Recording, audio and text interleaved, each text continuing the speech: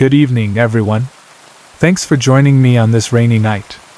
The sound of the rain outside sets the mood perfectly, because tonight's stories come from the darker corners of Appalachia, places where the line between safety and danger gets thin fast.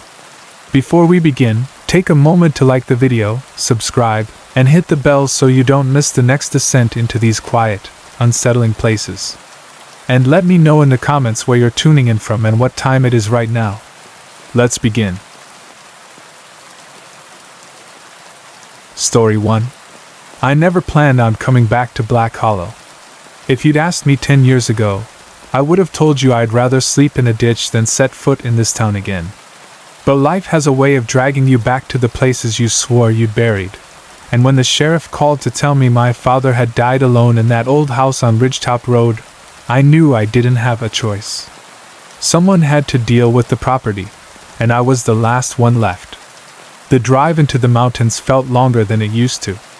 Maybe because I'd spent so many years trying to forget these roads, or maybe because the place itself seemed heavier now, like the land was holding its breath. The trees leaned over the asphalt, their branches forming a kind of tunnel that swallowed the sunlight. The deeper I went, the darker it got, until it felt like I was driving into a throat that didn't want to spit me back out. Black Hollow looked almost the same as when I left. A few new trailers on the outskirts, a fresh coat of paint on the diner, but the bones of the place hadn't changed. Same sagging porches, same rusted trucks, same tired faces. People glanced at my car as I passed, then looked away just as quickly. That was the thing about small towns. They remembered you even when you wished they wouldn't. The house sat at the very end of Ridgetop Road, where the pavement gave up and turned into gravel. It looked worse than I expected.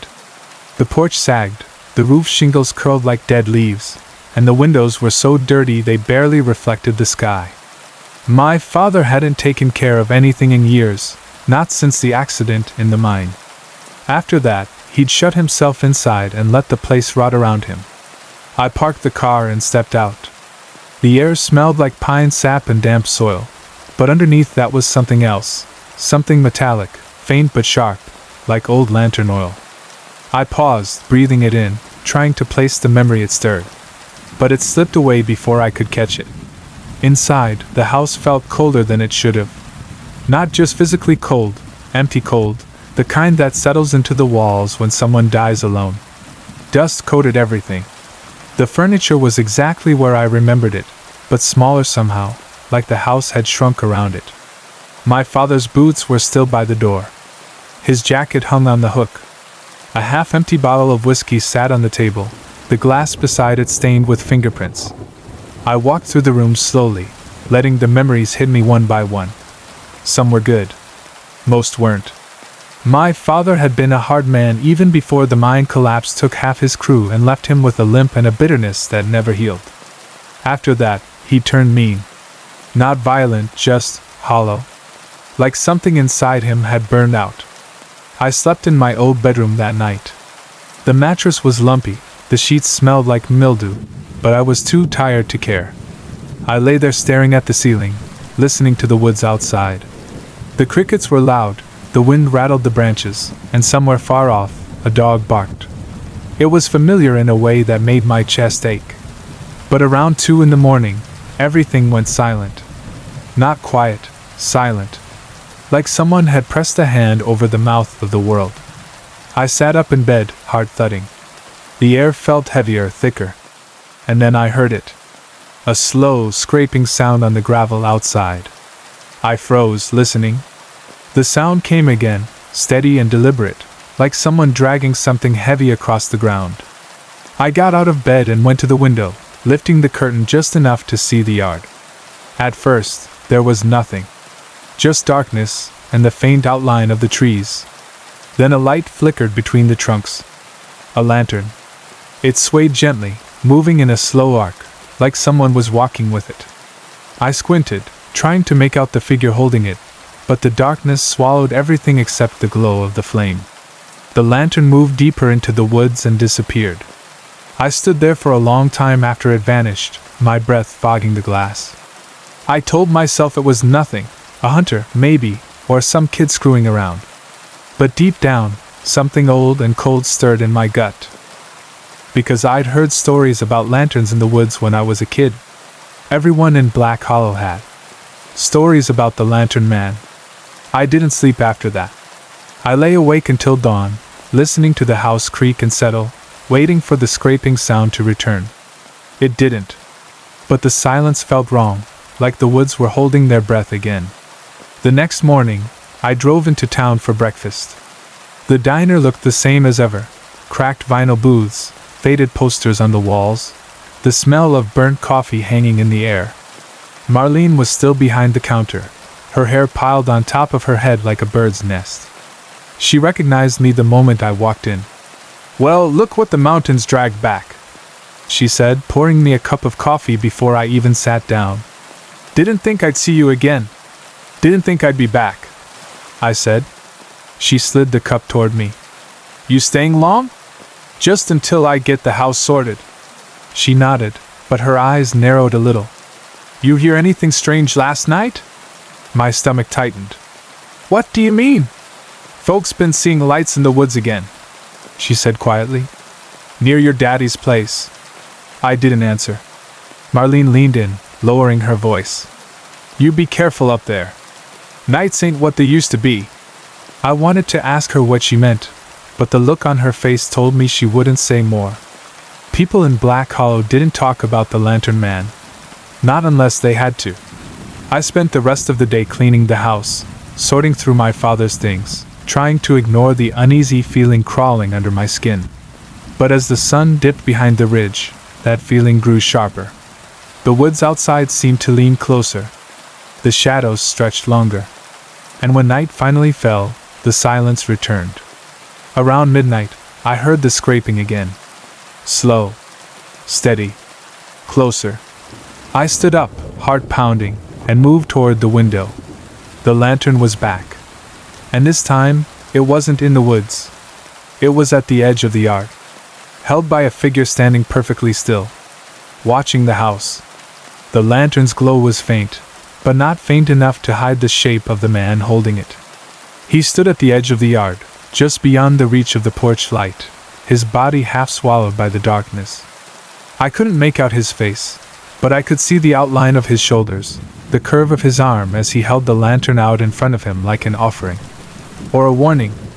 I didn't move. I didn't breathe. I just stood there, staring through the glass, waiting for him to do something, step forward, turn away, lift the lantern higher. But he didn't. He just stood there, perfectly still, the flame flickering inside the glass like it was struggling to stay alive. Then, slowly, the lantern dipped. Not much, just an inch or two. But it was enough to make my stomach twist. It felt like a signal. A gesture meant for me. I backed away from the window, heart pounding so hard I could feel it in my throat. I didn't know what to do. Call the sheriff? Turn on all the lights? Grab something heavy and wait by the door? None of it felt right. None of it felt like it would matter. After a few minutes, I forced myself to look again. The lantern was gone. The yard was empty. The woods were silent. I didn't sleep the rest of the night. I sat in the living room with every light on, listening to the house creak and the wind brush against the siding. Every sound made me jump. Every shadow felt like it was watching me. By the time the sun came up, my nerves were shot. I drove into town again, not because I needed anything, but because I couldn't stand being in that house another minute. I ended up at the sheriff's office, even though I knew how it would go. Sheriff Dalton was sitting behind his desk, reading the paper, his glasses perched low on his nose. He looked up when I walked in. "You look like hell," he said. "Didn't sleep. House'll do that to you." "It wasn't the house," I said. "Someone was outside last night. With a lantern." He didn't react. Not even a blink. "You sure it wasn't just a hunter?" "It wasn't a hunter." He sighed and set the paper down. "Look, son. I know you're on edge. I know coming back here ain't easy. But you're seeing things that ain't there. I know what I saw."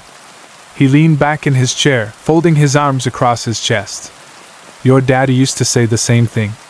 That stopped me cold. What do you mean? He'd call me up at all hours, swearing someone was outside with a lantern. I'd drive up there, check the woods, check the yard, never found a damn thing.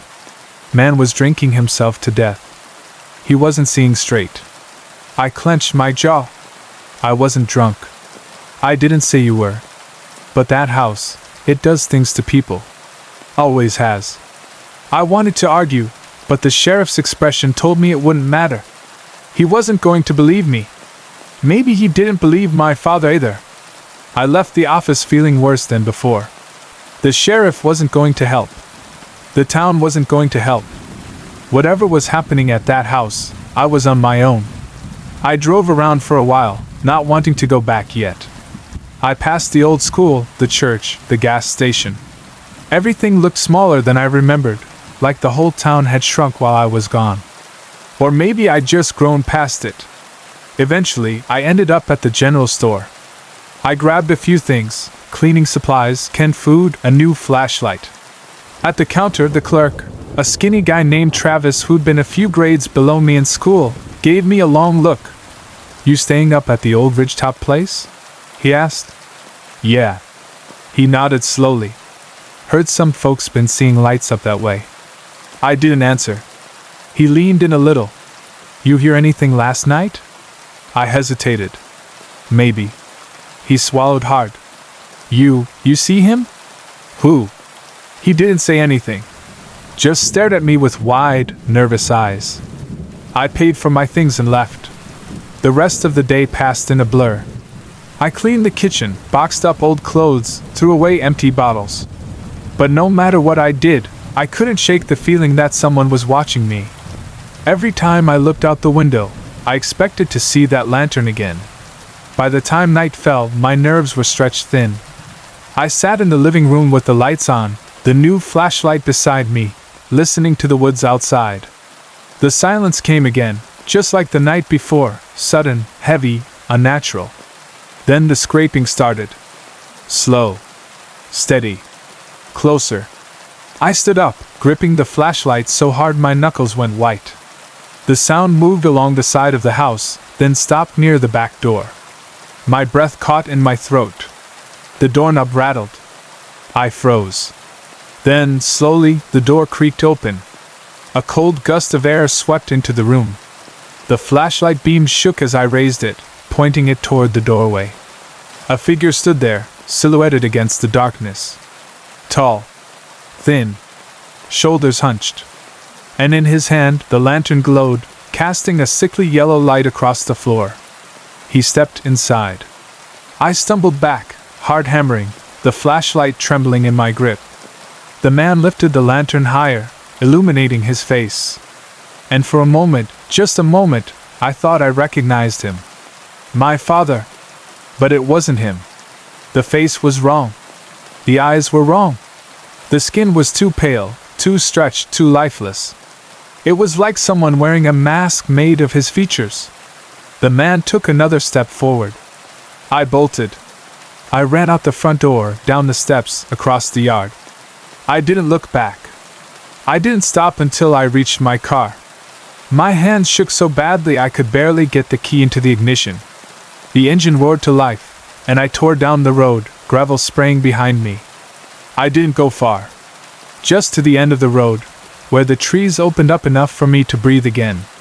I sat there for a long time, gripping the steering wheel, trying to convince myself I hadn't lost my mind.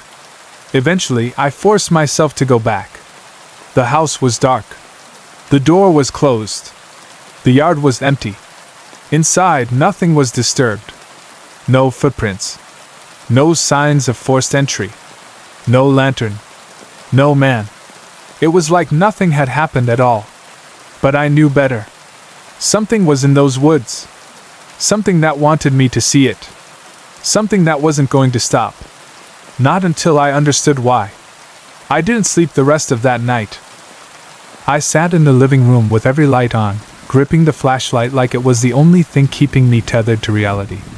Every creak of the floorboards, every shift of the wind outside, made my heart jump. The house felt alive in a way it never had when I was a kid, like it was listening, waiting, holding its breath the same way the woods did. By the time the sun finally pushed its way over the ridge, my nerves were frayed to the point of snapping. I told myself I'd leave. Pack up what I needed, call a realtor, and get the hell out of Black Hollow. But when I stepped outside, the morning air cold and sharp in my lungs, something stopped me. The gravel near the back door was disturbed. Not footprints exactly, more like dragged marks, long and uneven, cutting through the stones. They led from the tree line to the porch, then back again. I crouched down, running my fingers over the grooves. They were fresh. Whatever, or whoever, had been there last night had left these behind. A chill crawled up my spine. I stood and looked toward the woods. The trees stood silent, unmoving, but I felt watched. Not by an animal. Not by something wild. By something that knew I was looking. I forced myself to go back inside. I needed answers, and the only place I could think to start was the mine. The old Black Hollow mine had been shut down for decades, ever since the collapse that killed half a dozen men and left my father with a limp and a bitterness that never healed. He never talked about what happened down there. Not once. But I remembered the way he'd look at the mountains sometimes, like they were holding something over him. I drove out to the old access road, the one that wound up the side of the ridge. The gate was still there, rusted and hanging crooked on its hinges. A faded sign warned trespassers to keep out.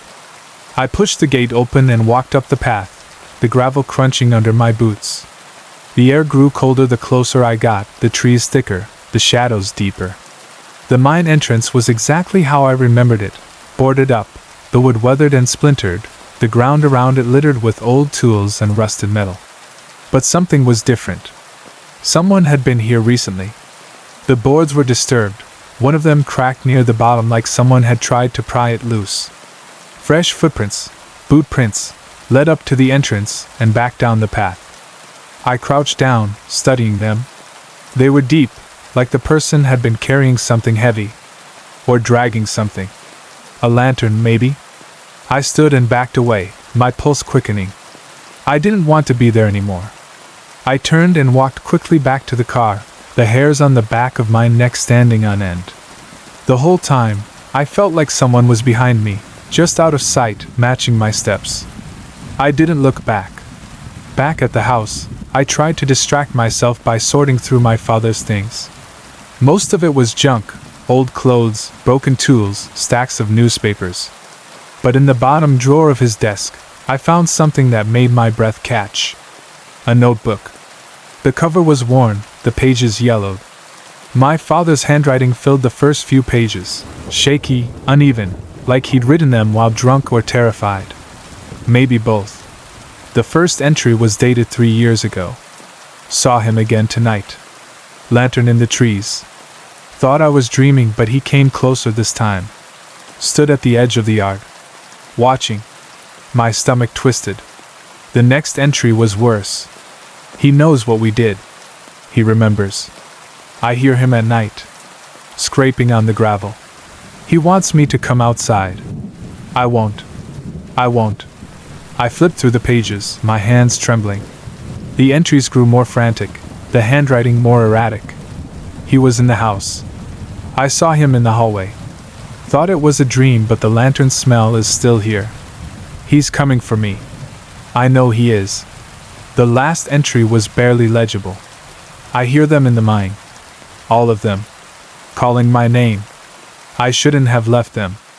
I shouldn't have walked away. I closed the notebook, my heart pounding. My father hadn't just been drinking himself to death. He'd been terrified. Haunted. Not by a ghost, but by something real. Something tied to the mine. Something tied to whatever happened the night of the collapse. I needed answers.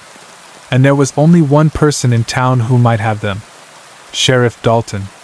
I drove to the sheriff's office, the notebook on the passenger seat. Dalton was outside, leaning against his cruiser, smoking a cigarette. He looked up as I pulled in. "You look like you've seen a ghost," he said. "I need to talk to you," I said, holding up the notebook. He frowned. "What's that?" "My father's. You need to read it." He took the notebook, flipping through the pages. His expression darkened with each line he read. When he finished, he closed it slowly and handed it back. "Your daddy wasn't well," he said quietly. "This isn't just rambling," I said. "He saw someone. Someone with a lantern. Someone who came into the house." Dalton's jaw tightened. "You need to let this go." "I'm not letting it go." He looked away, staring at the mountains like they were accusing him of something. When he finally spoke, his voice was low. "There are things about that mind collapse you don't know. Things your daddy didn't want you to know." "Then tell me." He shook his head. "Ain't my place." "Then whose place is it?" He hesitated, then sighed. "Talk to Earl." My stomach dropped. Earl Whitman had been my father's closest friend. They'd worked the mine together for years. Earl had been there the night of the collapse. He was one of the few who made it out alive. "Where is he?" I asked. Dalton pointed toward the ridge. "Cabin up on Miller's Bluff. He don't come into town much anymore." I nodded and turned to leave. "Son," Dalton called after me, "be careful up there. Earl, he ain't the man he used to be." I didn't answer. I got in the car and drove toward Miller's Bluff, the road winding higher and higher into the mountains. The trees grew thicker, the shadows deeper, the air colder. By the time I reached the cabin, the sun was dipping behind the ridge. The cabin looked abandoned. The windows were dark, the porch sagging, the door slightly ajar. I stepped out of the car, the gravel crunching under my boots. "Earl?" I called. No answer. I walked up the steps and pushed the door open. The smell hit me first. Lantern oil. Fresh. And then I saw him. Earl Whitman. Sitting in a chair in the middle of the room. His eyes wide open. His throat cut. And in his lap, a lantern. Still burning. For a long moment I couldn't move. I just stood there in the doorway of Earl Whitman's cabin, staring at the man who'd once been my father's closest friend. His eyes were open, glassy and unfocused, staring at nothing. His skin had gone gray, his jaw slack. The cut across his throat was deep, jagged, and dried blood had soaked into his shirt. But it wasn't the wound that froze me in place. It was the lantern. It sat in his lap, burning steadily, the flame barely flickering despite the draft coming through the broken window. The smell of lantern oil was thick in the air, sharp enough to sting my nose. Earl's hands rested on either side of the lantern, palms up, like he'd been holding it a moment before he died. Or like someone had placed it there. I stepped inside slowly, my boots creaking on the warped floorboards. The room was a mess, papers scattered everywhere, furniture overturned, a chair broken in half near the wall. There had been a struggle. Earl hadn't gone quietly. But there was no sign of anyone else. No footprints. No blood trail. Nothing. Just Earl. And the lantern. I swallowed hard and forced myself to look around. On the table near the window, I saw a notebook. Not unlike the one I'd found in my father's desk. I picked it up, flipping through the pages. Earl's handwriting was shaky, uneven, the words slanting across the paper like he'd been writing in a hurry. Saw him again last night. Lantern in the trees. Thought it was my eyes playing tricks, but he came closer. Too close. My stomach tightened. He knows. He remembers. He wants us to pay for what we did. I turned the page. Your daddy's been seeing him too. Says he comes right up to the house. Says he hears him scraping on the gravel. Says he hears the others too. The ones we left behind. My hands trembled as I read the next line. We should have told someone. We should have said something. But we didn't. And now he's coming for us one by one. The last entry was written in a frantic scrawl. I hear him outside. Lantern scraping on the porch. He's here. God help me, he's here. I closed the notebook, my heart pounding so hard it hurt. Earl hadn't killed himself. Someone had come here. Someone who knew what happened in the mine. Someone who wanted to silence him. Someone with a lantern. I backed away from the chair, my eyes never leaving Earl's lifeless face. The lantern flame flickered for the first time, as if reacting to my movement. I didn't wait to see if it would flicker again. I turned and walked out of the cabin, my breath coming in short, sharp bursts. Outside, the air felt colder. The woods seemed darker. The silence pressed in on me from all sides. I got into my car and drove back down the mountain, my hands gripping the steering wheel so tightly my knuckles turned white. I didn't go back to the house. Not yet. I drove straight to the sheriff's office. Dalton was inside, talking to one of his deputies. When he saw me, he frowned. "What happened?" "Earl's dead," I said, my voice shaking. "Someone killed him." Dalton's face went pale. "What do you mean?" "His throat was cut. And there was a lantern in his lap." Dalton stared at me for a long moment, then grabbed his hat and keys. "Show me." We drove up to the cabin in silence. When we got there, Dalton stepped inside, took one look at Earl, and cursed under his breath. He knelt beside the chair, examining the wound, the lantern, the overturned furniture. "This wasn't suicide," he said quietly. "No," I said. "It wasn't." He stood and turned to me. "You need to tell me everything you've seen. Everything you've heard. No more holding back." So I did. I told him about the lantern in the woods, the figure in the yard, the man in the house, the notebook I found in my father's desk, the drag marks in the gravel. Everything. Dalton listened without interrupting, his jaw clenched, his eyes dark. When I finished, he let out a long breath. "I was afraid of this." "Afraid of what?" He hesitated, then looked toward the mine. "Your daddy and Earl. They weren't telling you the whole truth about what happened the night of the collapse." "What do you mean?" Dalton rubbed the back of his neck. "There were more men down there than the official report said. Men who weren't supposed to be working that shift. Men who weren't supposed to be in the mine at all." "Why?" "Because they were stealing." I stared at him. "Stealing what?" "Copper. Tools. Anything they could sell. Your daddy and Earl were part of it. So were a few others. They'd been doing it for months. But that night, something went wrong." "What happened?" Dalton looked at me, his eyes heavy with something like guilt. "They caused the collapse." My breath caught. "They didn't mean to," Dalton said quickly. "They were trying to pry loose a support beam to get to a stash of copper wiring. But the beam gave way. The whole tunnel came down. They barely made it out." "And the others?" Dalton shook his head. "Buried alive." I felt sick. "They panicked," he said. "They knew if the truth came out, they'd go to prison. So they lied. Said the collapse was an accident. Said the others were in a different part of the mine. The company covered it up to avoid a lawsuit. And the bodies, they were never recovered." I swallowed hard. "So the lantern man is someone who survived," Dalton said. "Or someone who thinks your daddy and Earl left him to die." "Who?" Dalton shook his head. "I don't know. But whoever he is, he's killing the men who were there that night. And I'm next." Dalton didn't answer. He didn't have to. We drove back to town in silence. When we reached the sheriff's office, Dalton turned to me.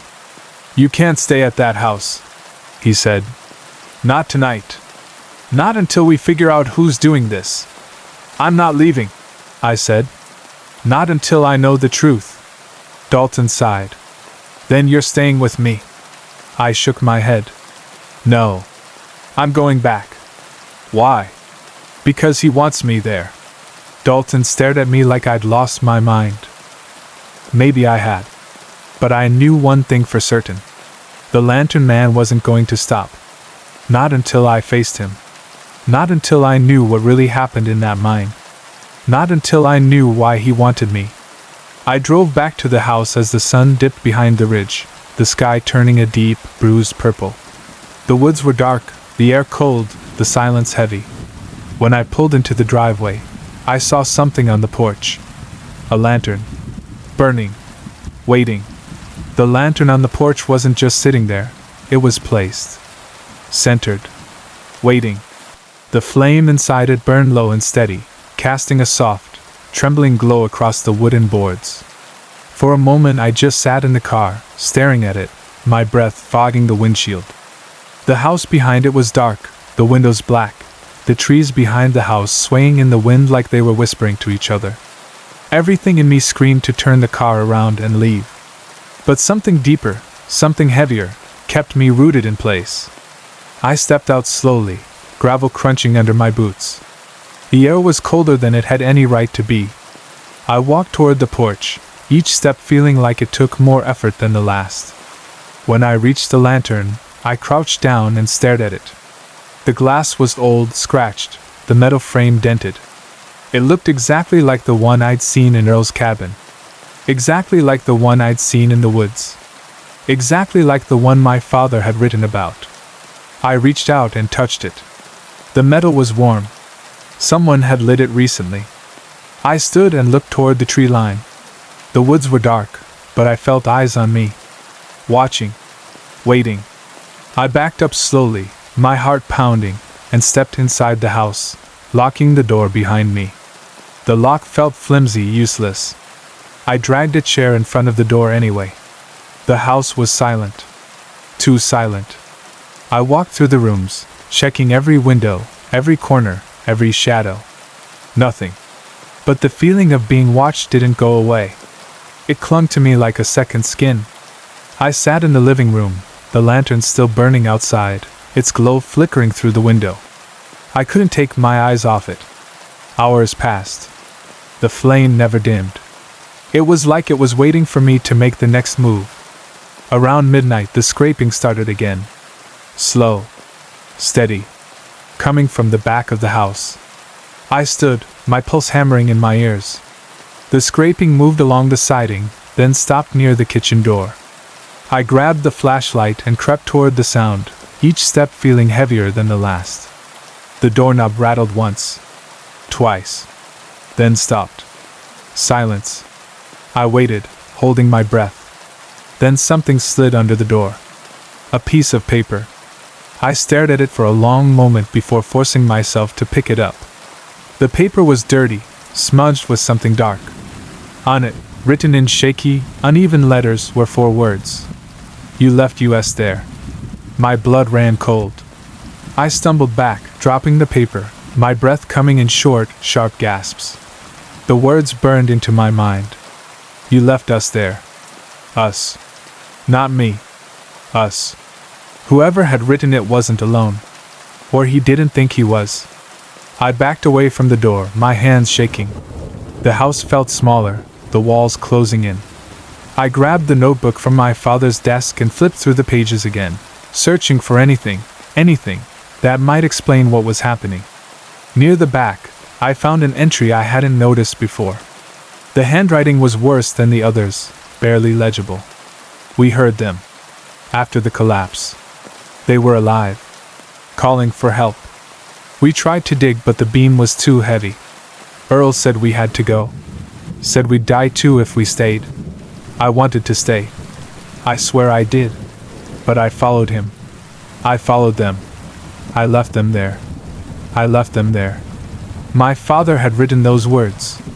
My father had left men alive in that mine. Men who had screamed for help. Men who had died in the dark. And now someone was coming for revenge. I closed the notebook, my hands trembling. I needed answers. Real answers. And there was only one place left to look. The mine. I grabbed the flashlight, the keys, and the note from under the door. I stepped outside, the lantern still burning on the porch. I didn't touch it this time. I walked past it, down the steps, across the yard. The woods were silent, the air cold, the darkness thick. I got in the car and drove toward the mine, the road winding through the trees like a vein. The deeper I went, the darker it got. The headlights barely cut through the blackness. When I reached the old access road, I parked and stepped out, the gravel crunching under my boots. The mine entrance loomed ahead, boarded up, the wood weathered and cracked. The air smelled like damp earth and rust. I walked toward it, my flashlight beam trembling across the boards. Then I saw it. A gap. Someone had pried one of the boards loose. I crouched down and shined the light inside. The tunnel stretched into darkness, the walls damp, the air cold. I hesitated, my breath fogging in the beam of the flashlight. Then I heard it. A faint sound. A whisper. My name. I froze. The whisper came again, louder this time, echoing through the tunnel. My name. I swallowed hard and stepped inside. The air grew colder with each step. The tunnel walls closed in around me, the darkness pressing against my skin. The flashlight flickered, the beam weak and shaky. I walked deeper, my breath loud in my ears. Then I saw it. A lantern. Burning. Sitting on the ground in the middle of the tunnel. I approached slowly, my heart pounding. The lantern's flame flickered, casting long shadows across the walls. Behind it, the tunnel split into two paths. One collapsed, rocks piled high. The other open, leading deeper into the mine. As I reached the lantern, I saw something carved into the dirt beside it. A word. Why? I knelt down, my breath shaking. The dirt was disturbed, like someone had written it with their finger. I reached out and touched the ground. It was still warm. Then I heard footsteps. Behind me. Slow. Deliberate. I turned, raising the flashlight. A figure stood at the entrance of the tunnel. Tall. Thin. Holding a lantern. The flame illuminated his face. And I knew him. Not personally, but from the photos in my father's old toolbox. One of the men who died in the collapse. Or who was supposed to have died. His skin was pale, his eyes sunken, his clothes torn and covered in dirt. He looked like he'd crawled out of the earth itself. He lifted the lantern higher and spoke. You left us. My throat tightened. I wasn't there. He stepped closer. Your father was. I know, I whispered. He left us. I know. He let us die. I know. The man stared at me, his eyes hollow. And now you will too. He lunged. I stumbled back, the flashlight slipping from my hand. The beam spun wildly across the walls as I fell. The man grabbed me, his hands cold and strong. I struggled, kicking, clawing, trying to break free. But he was stronger than he looked. Much stronger. He dragged me toward the collapsed tunnel, the rocks looming above us like teeth. I fought harder, my breath coming in ragged gasps. My hand brushed against something metal, the lantern on the ground. I grabbed it and swung. The lantern shattered against his head. Flame burst across his face. He screamed, stumbling back, his hands clawing at the fire. I scrambled to my feet and ran, the tunnel shaking with his screams. I didn't look back. I ran until I saw the faint glow of moonlight at the entrance. I burst out of the mine and collapsed on the ground, gasping for air. The woods were silent. The night was still. I lay there for a long time, staring up at the sky, my heart pounding, my hands shaking. When I finally stood, the mine entrance was dark. The lantern was gone. The man was gone. I drove back to the house in a daze. The lantern on the porch was still burning, the flames steady and calm. I walked past it, into the house, and sat on the floor, my back against the wall. I didn't sleep. I didn't move. I just sat there, waiting for dawn. When the sun finally rose, the lantern on the porch was cold. Extinguished. I packed my things and left Black Hollow that morning. I didn't look back. I didn't say goodbye. I drove until the mountains disappeared in the rearview mirror. I never returned. But sometimes, late at night, when the world goes quiet and the air grows cold, I hear it again. The scraping on the gravel. The whisper of my name. And I know he's still out there. Waiting. Story 2. I moved to the house on Coldwater Creek because I thought I needed quiet. After 15 years working as a paramedic in Knoxville, 15 years of sirens, blood, screaming, and the kind of nights that leave you staring at the ceiling until dawn, I thought a small place in the mountains might finally let me breathe again.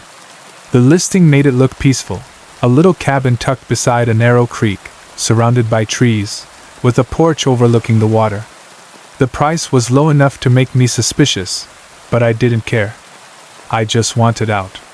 The first time I drove up the gravel road, the air felt different. Thinner. Colder. The trees leaned in close, their branches forming a canopy that blocked out most of the sky.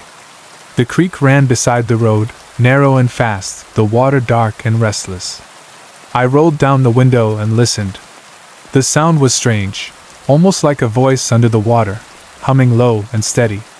I told myself it was just the current moving over rocks. The cabin was small but solid. One bedroom, a kitchen, a living room, and a porch that looked out over the creek. The previous owner had left most of the furniture behind, old, worn, but usable. I unloaded my things, made a pot of coffee, and sat on the porch as the sun dipped behind the ridge. That was when I heard it for the first time. A faint, wavering sound coming from the creek. Not the rush of water. Not the wind. Something else. Something that rose and fell like a voice trying to form words. I leaned forward, listening hard, but the sound faded as quickly as it came. I told myself it was nothing. Just the water. Just my nerves. But that night, lying in bed, I heard it again. A long, low moan drifting through the trees. I sat up, heart pounding. The sound came again, louder this time, echoing off the water. It didn't sound like an animal. It didn't sound like anything natural. It sounded like someone calling for help. I got out of bed and went to the window. The moonlight reflected off the creek, turning the water silver. The trees swayed gently in the breeze. Everything looked normal. But the sound kept coming, rising and falling, like a voice trapped under the surface. I grabbed a flashlight and stepped outside. The air was cold, the ground damp. I walked toward the creek, the beam of the flashlight trembling across the rocks. The sound grew louder as I approached, vibrating through the water like something alive. "Hello?" I called. The sound stopped. The creek went silent. I stood there for a long moment, listening to nothing but my own breathing.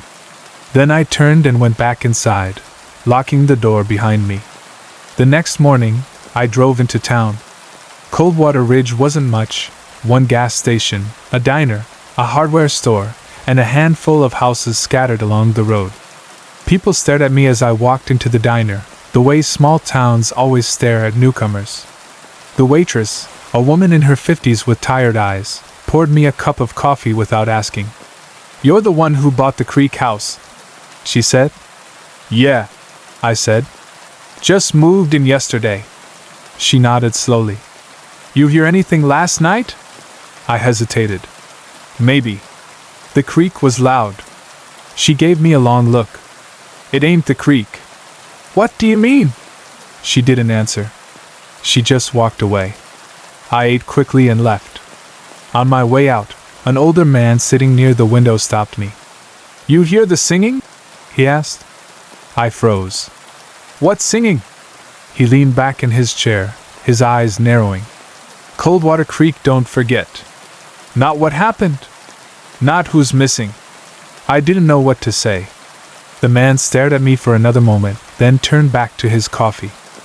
I drove home with a knot in my stomach. That night, the sound came again. Louder. Clearer. A voice. A man's voice.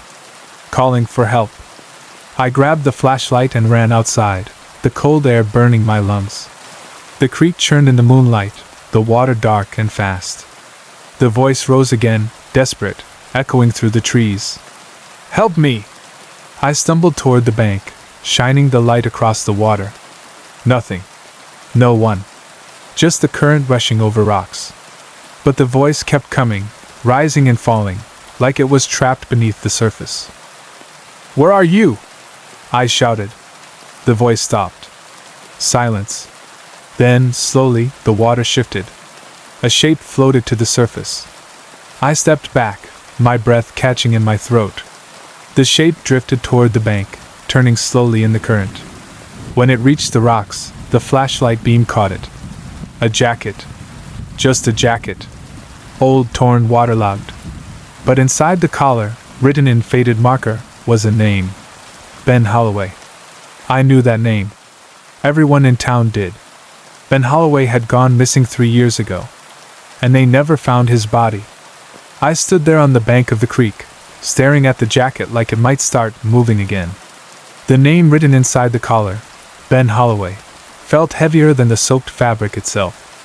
I'd seen missing person cases before, more than I ever wanted to remember, but something about this one hit differently. Maybe it was the way the jacket had surfaced right after the voice stopped. Maybe it was the way the water seemed to settle around it, like the creek itself was holding its breath. Or maybe it was the way the trees behind me suddenly felt too close, too still, as if they were waiting for me to understand something I wasn't ready to face. I picked up the jacket carefully, water dripping from the sleeves, and carried it back to the cabin. Inside, I laid it across the kitchen table and stared at it, trying to make sense of what I'd heard. The voice had been clear, too clear to be imagination. But there was no one in the creek. No one upstream. No one hiding in the trees. Just me, the water, and a jacket belonging to a man who'd vanished 3 years ago. I barely slept that night. Every time I closed my eyes, I heard the voice again, muffled, desperate, rising from beneath the surface. By morning, I felt like I'd been awake for days. I drove into town, the jacket folded in a plastic bag on the passenger seat. The sheriff's office was a small brick building near the diner, the kind of place where nothing ever seemed urgent. Sheriff McKinley was inside, leaning back in his chair with a cup of coffee when I walked in. "You're the new guy on Coldwater," he said, not looking up from his mug. "Yeah," I said. "I found something." He raised an eyebrow. "What kind of something?" I set the bag on his desk. He opened it, pulled out the jacket, and froze. "Where'd you get this?" "In the creek. Last night." He stared at the name inside the collar, his jaw tightening. "This belonged to Ben Holloway." "I know." He looked up at me, suspicion flickering in his eyes. "You sure you didn't just find it in the woods somewhere? Kid's been messing around up there for years." "I heard someone calling for help," I said. "From the creek." His expression didn't change, but something in his posture did. He leaned back slowly, folding his arms. "Coldwater Creek plays tricks on people. Sound carries weird up there. Echoes. Currents. You probably heard a coyote. Coyotes don't yell, 'Help me.'" He didn't answer. I pointed at the jacket. "This didn't just float down from nowhere." McKinley sighed and rubbed his temples. "Look, I'll send someone to check upstream. But Ben's been gone a long time. Jacket doesn't change that." He didn't say it, but I heard the rest anyway. People don't come back after 3 years. I left the office feeling worse than before. The sheriff didn't believe me.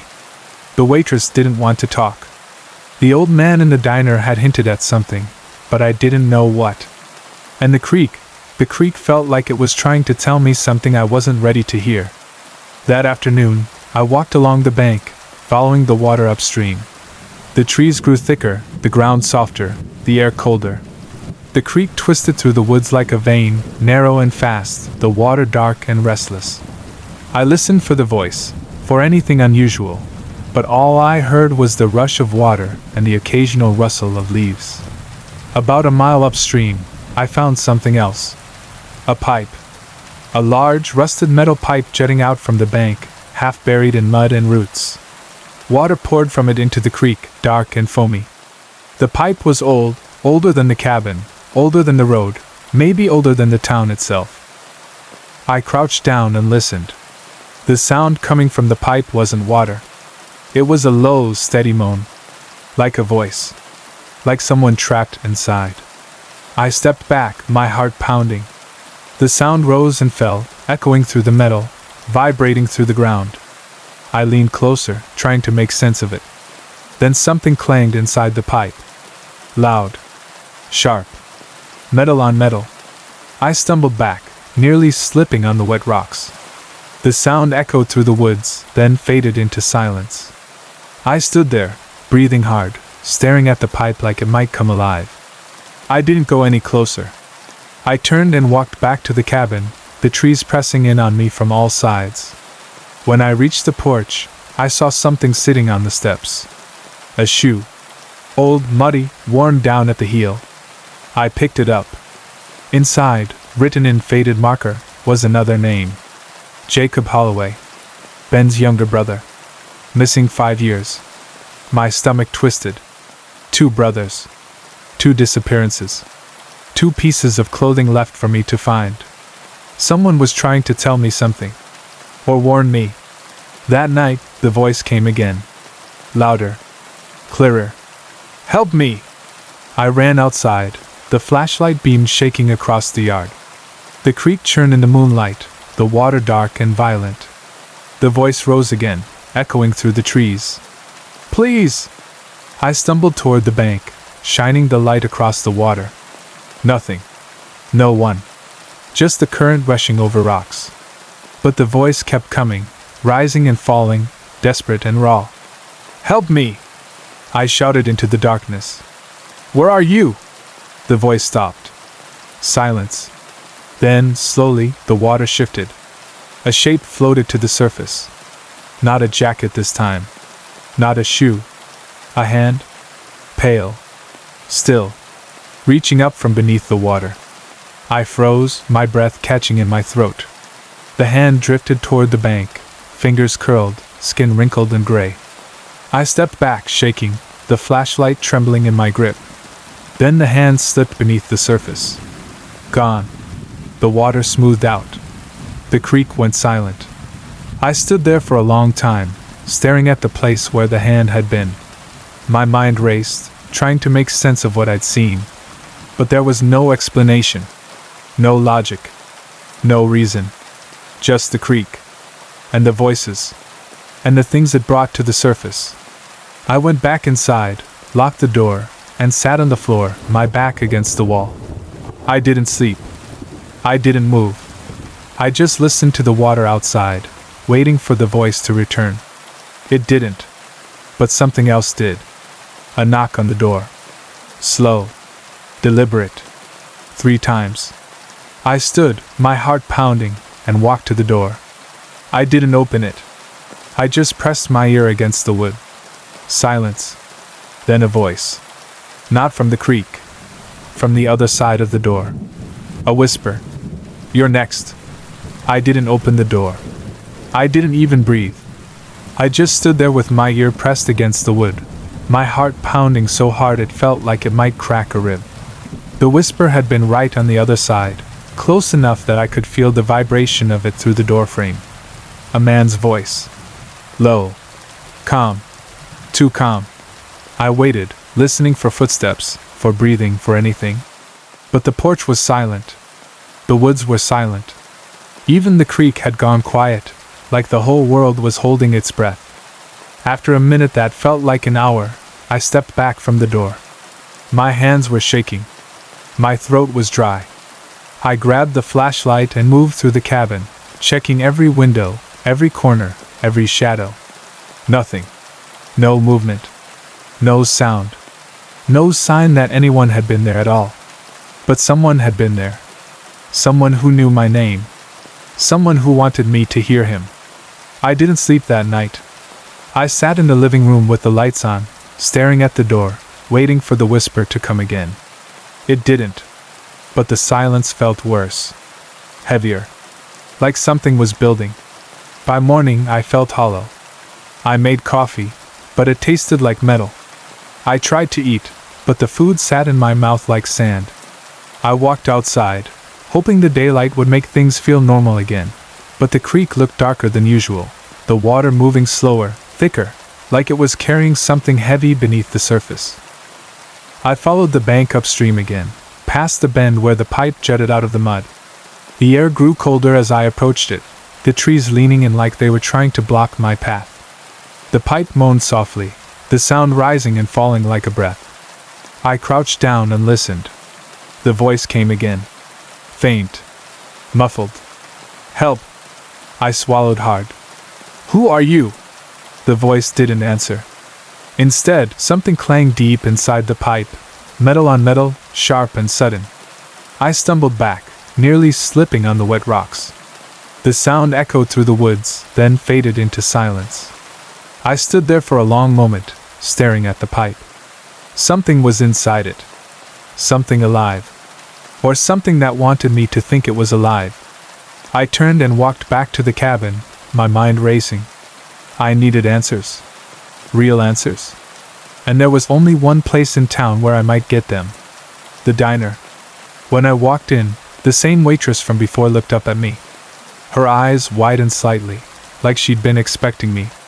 "You look like you ain't slept," she said. "I haven't." She poured me a cup of coffee and leaned on the counter. "You hear it again?" I nodded. "And I found something else." I told her about the shoe. About the name inside it. About the voice. About the hand in the water. She didn't interrupt. She didn't look surprised. When I finished, she let out a long breath. "You need to talk to the Holloways," she said quietly. "They're still here? Most of them left after Ben went missing. But their mother's still around. Lives up on Ridgeview Lane." I hesitated. "Do you think she'll talk to me?" The waitress gave me a long, tired look. "She's been waiting for someone to ask." I drove to Ridgeview Lane, a narrow road that wound up the side of the mountain. The Holloway house sat at the end, a small, sagging structure with peeling paint and a porch that looked like it might collapse under its own weight. I parked and walked up the steps, the boards creaking under my boots. I knocked. For a moment, nothing happened. Then the door opened a crack, and an older woman peered out. Her hair was gray, her eyes sunken, her face lined with exhaustion. "You're the one who bought the Creek house," she said. "Yes." She opened the door wider. "Come in." The inside of the house was dim, the curtains drawn, the air heavy with the smell of old wood and something else, something metallic. She led me to the living room and motioned for me to sit. "You found Ben's jacket," she said. "Yes." "And Jacob's shoe." "Yes." She nodded slowly, her hands trembling in her lap. "I knew they'd come back eventually." I frowned. "What do you mean?" She looked at me, her eyes sharp despite the exhaustion. "Coldwater Creek don't forget. And it don't give back unless it wants to." I swallowed hard. "What happened to them?" She closed her eyes. "They went exploring. Boys do that. They found the old water tunnels. The ones the town built back in the 40s. They weren't supposed to be there. No one's supposed to be there." "What tunnels?" She opened her eyes again. "The ones under the creek. The ones that carry the runoff from the old mill. They're deep. Dark. Dangerous. People get lost down there. Is that what happened to Ben and Jacob?" She shook her head. "No. Someone took them." My stomach tightened. "Who?" She hesitated, then leaned forward. "You ever hear of the McBride family?" I shook my head. "They owned the mill. Ran it for decades. When it shut down, they didn't want to lose their money. So they started using the tunnels for other things." "What things?" Her voice dropped to a whisper. "Smuggling. Drugs. People. Anything that made them money. And when someone got in their way..." She didn't finish the sentence. I didn't need her to. "They killed them," I said quietly. She nodded. "Ben and Jacob saw something they shouldn't have. And the McBrides made sure they didn't talk." I felt sick. "Why didn't the sheriff do anything?" She laughed bitterly. "McKinley's brother married into the McBride family. You think he was gonna dig up their secrets?" I sat back, my mind spinning. The voices. The jacket. The shoe. The hand in the water. The pipe. The tunnels. It all connected. "Why am I hearing them?" I asked. She looked at me with something like pity. "Because you're living on top of them." I froze. "What?" "The Creek house," she said. "It sits right above the main tunnel. The water runs over it. The sound carries. Sometimes the creek remembers. Sometimes it gives back pieces of what it took." I swallowed hard. What do I do? She leaned closer. You go into the tunnels. You find what's left of my boys. And you bring them home. I stared at her, my heart pounding. I don't even know where the entrance is. She pointed toward the window, toward the creek. You already found it. The pipe. The voice. The clang. The hand. I stood slowly. If I go down there, I might not come back. She nodded. I know. I hesitated. Why me? Her eyes softened. Because the creek chose you. I didn't know what that meant. I still don't. But when I left her house and drove back to the cabin, the decision was already made. I was going into the tunnels. I was going to find the Holloway brothers. Or whatever was left of them. When I reached the cabin, the sun was setting, the sky turning a deep, bruised purple. The creek churned in the fading light, the water dark and restless. I grabbed my flashlight, my boots, and a length of rope. Then I walked to the pipe. The moaning inside it grew louder as I approached, rising and falling like a breath. I crouched down, shining the light into the darkness. Ben? I whispered. The voice came back. Not a whisper. Not a moan. A scream. Help me! I took a deep breath and crawled inside. The metal scraped against my back as I crawled deeper into the pipe, the cold dampness seeping through my shirt.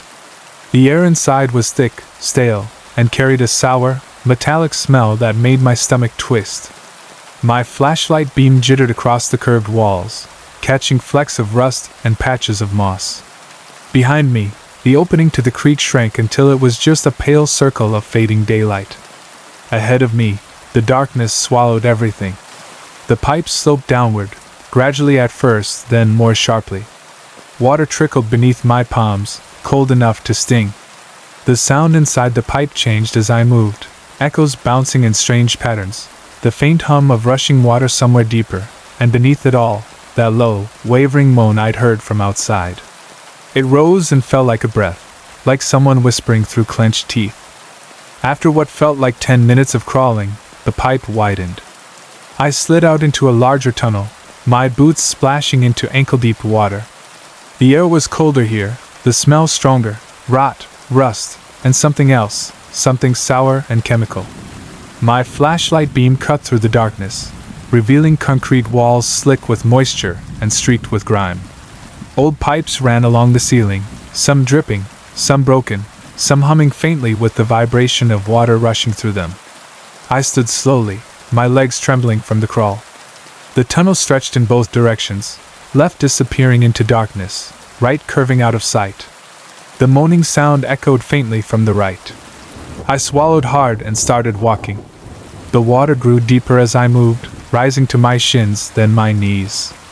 The tunnel walls narrowed, the ceiling lowering until I had to hunch. My flashlight flickered once, then steadied. I tightened my grip on it, my breath loud in my ears. The moaning grew louder. Then it changed. It became a voice. A man's voice. Help! I froze. The sound came from somewhere ahead, echoing through the tunnel. I took a step forward, then another, the water sloshing around my legs. The voice came again, louder this time. Please! My heart hammered against my ribs. Ben? I whispered. The voice didn't answer. It just kept calling, the sound bouncing off the walls in strange, distorted patterns. I moved faster, my boots slipping on the slick concrete. The tunnel curved sharply, and as I rounded the bend, my flashlight beam caught something on the wall. A handprint. Dark. Smudged. Fresh. I stepped closer, shining the light on it. The print was smeared, the fingers dragging downward as if someone had been pulled away. My stomach twisted. I followed the prints. There were more now, scattered along the wall, some high, some low, some streaked across the concrete like someone had been clawing at it. The tunnel widened again, opening into a larger chamber. My flashlight beam swept across the space, revealing rusted machinery, broken pipes, and a pool of dark water in the center. The air was colder here, the smell stronger.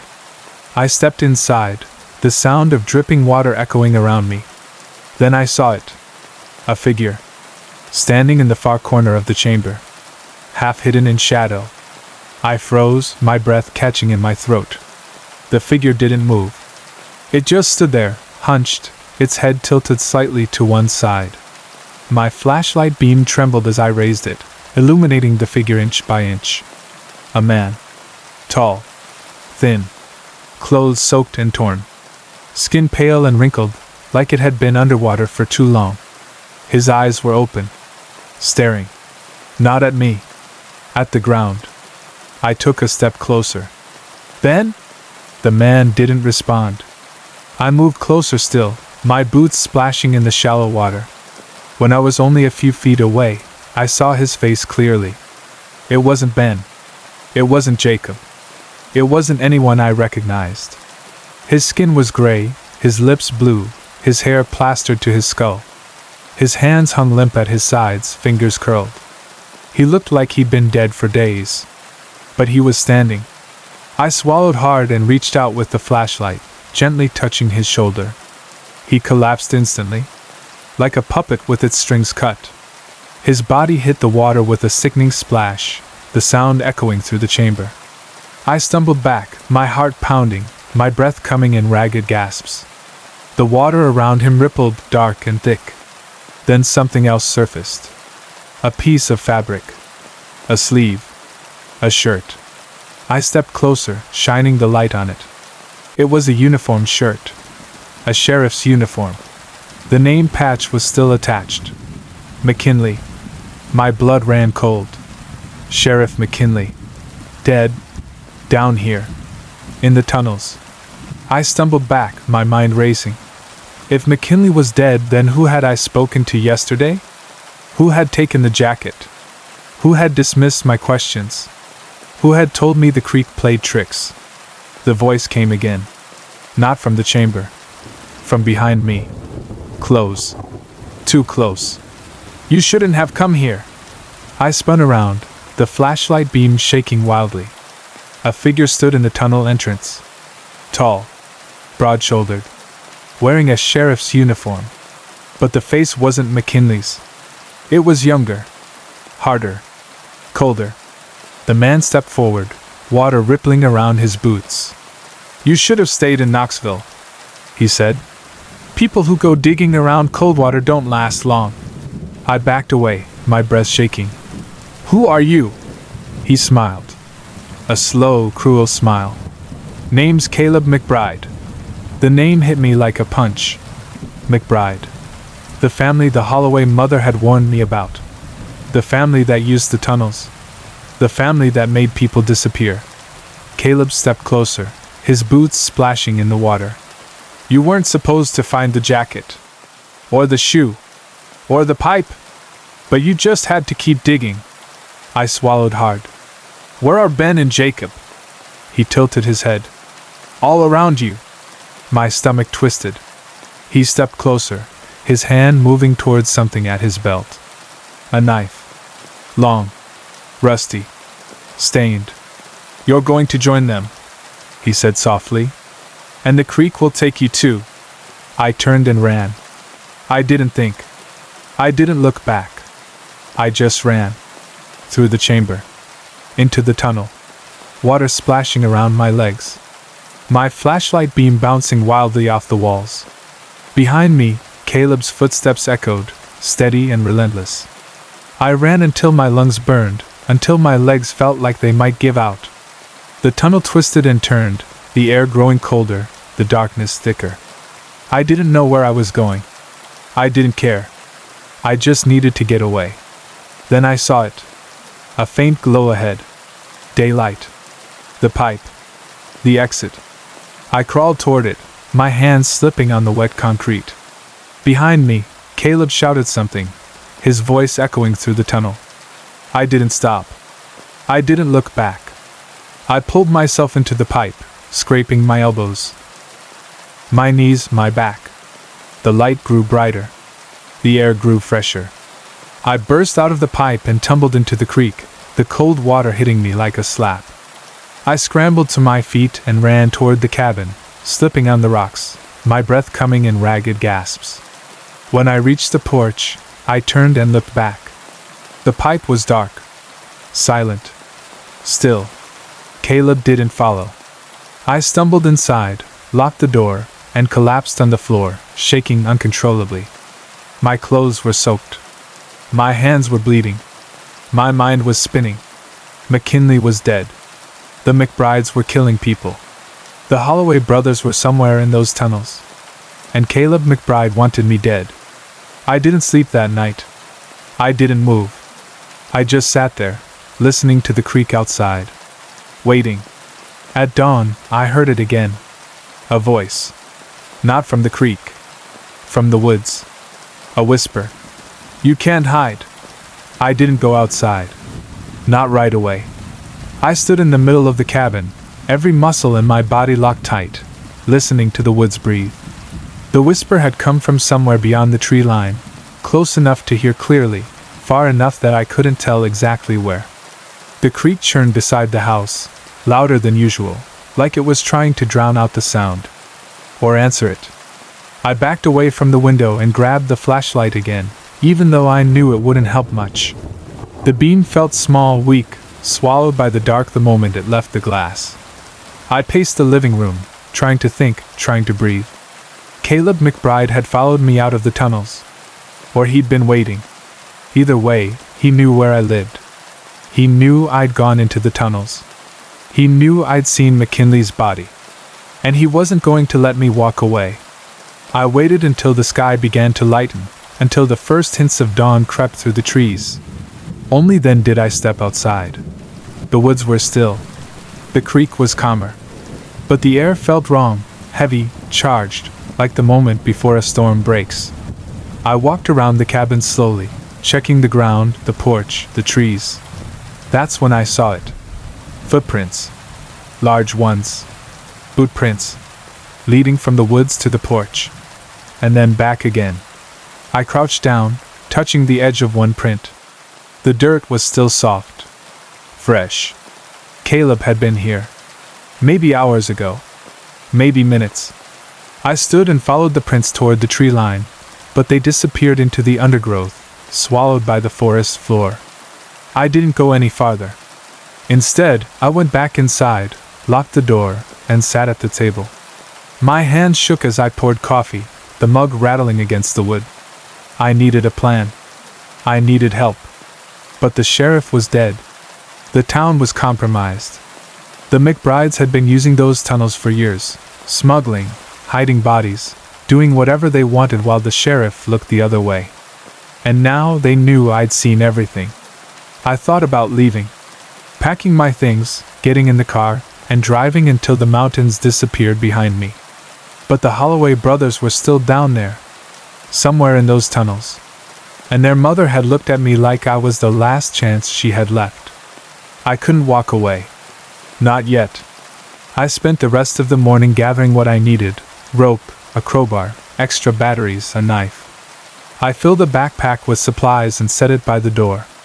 I wasn't going back into the tunnels yet, but I needed to be ready. Around noon, someone knocked on the door.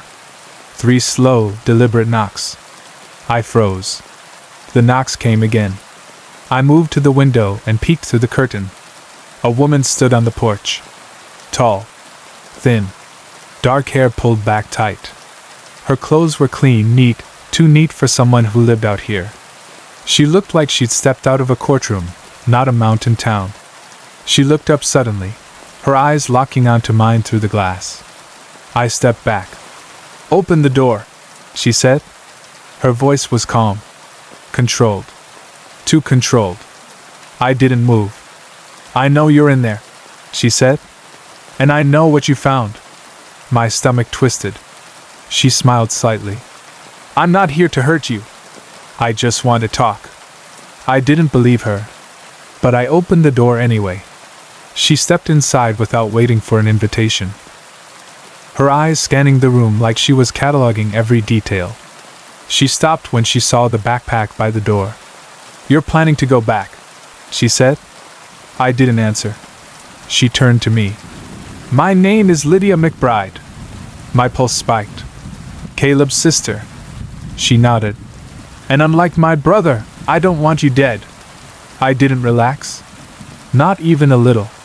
She walked to the table and sat down, folding her hands neatly in front of her. You've seen the tunnels. You've seen what my family has done. I stayed standing. She sighed. I'm not here to defend them. I'm here because I want it to end. I frowned. What do you mean? She looked up at me, her eyes sharp. Caleb is out of control. He's been using the tunnels for years. Smuggling. Extortion. Worse. My father started it, but Caleb, he took it further. Too far. I didn't speak. She continued.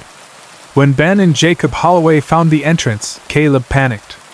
He couldn't let them talk. So he made them disappear. My throat tightened. Are they still alive? She hesitated. And that hesitation told me everything. No, she said quietly. But their bodies are still down there. And Caleb will kill anyone who gets close to finding them. I swallowed hard. Including me. Yes. I leaned against the counter, trying to steady my breathing. Why are you telling me this? Because Caleb won't stop, she said. Not until he's caught. Or dead. And I can't stop him alone. I stared at her. What do you want from me? She met my eyes. I want you to help me end this. I want you to help me expose what he's done. And I want you to help me bring the Holloway boys home. I didn't answer. She stood slowly. You're going back into the tunnels.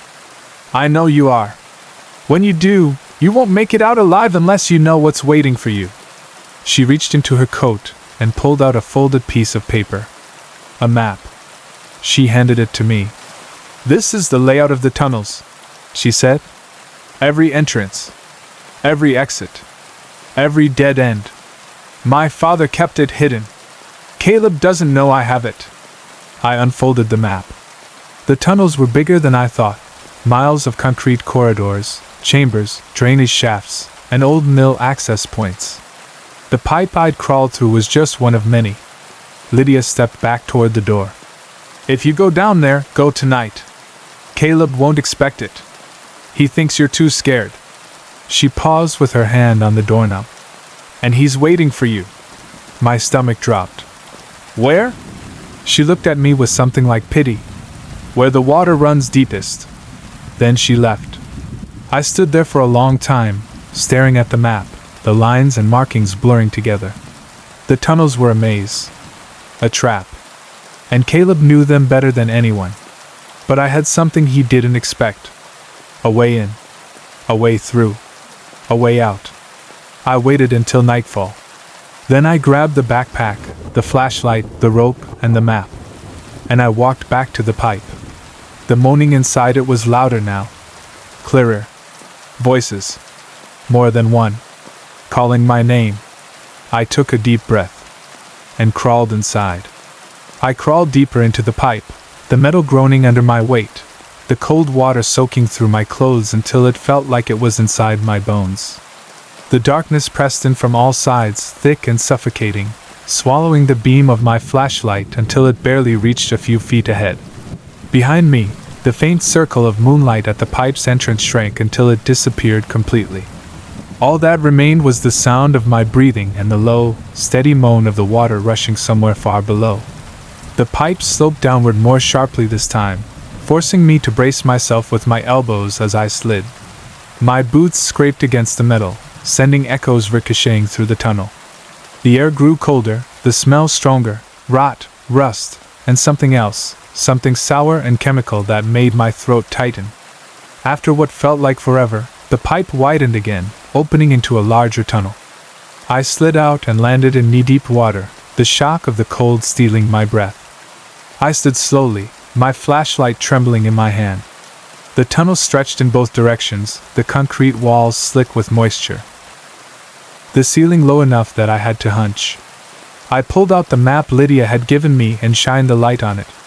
The pipe I'd crawled through was marked as an old runoff channel, one of several that fed into the main drainage system.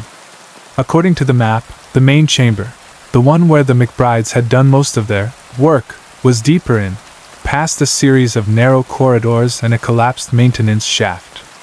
I folded the map and started walking. The water grew deeper as I moved, rising to my thighs, then my waist. The tunnel walls narrowed, the ceiling lowering until I had to crouch. My flashlight flickered once, then steadied. I tightened my grip on it, my breath loud in my ears. The moaning grew louder. Then it changed. It became voices. More than one. Calling my name. I froze, my heart hammering. The voices echoed through the tunnel, distorted by the water and the concrete, rising and falling like a chorus of the drowned. Help us! Please! You're close. I swallowed hard and kept moving. The tunnel curved sharply, and as I rounded the bend, my flashlight beam caught something floating in the water. A shoe. Small.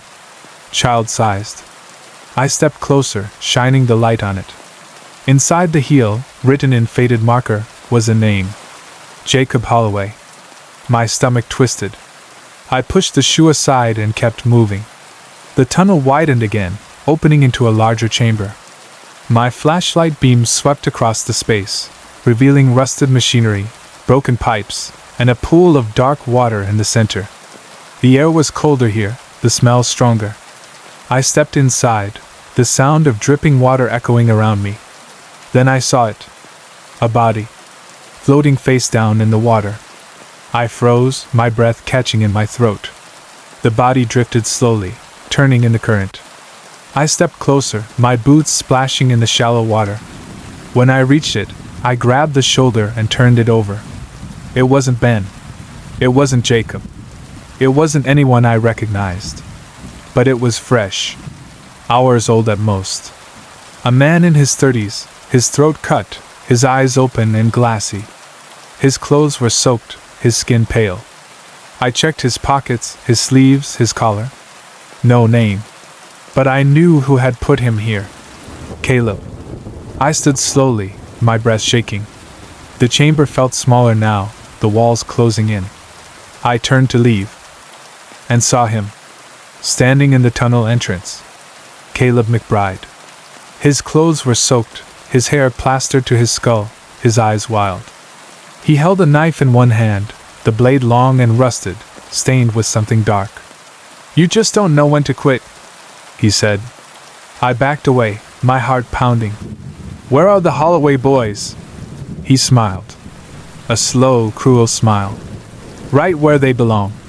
He stepped closer, the water rippling around his boots. You should have stayed out of this. You should have left when you had the chance. I tightened my grip on the flashlight. I'm not leaving without them. He laughed. You think you're some kind of hero? You think you're gonna save them? They're dead. They've been dead for years. And you're about to join them. He lunged. I swung the flashlight. It connected with his jaw, the impact jarring my arm. Caleb stumbled, but he didn't fall. He grabbed my shirt and slammed me against the wall, the knife flashing in the dim light. I grabbed his wrist, struggling to keep the blade away from my throat.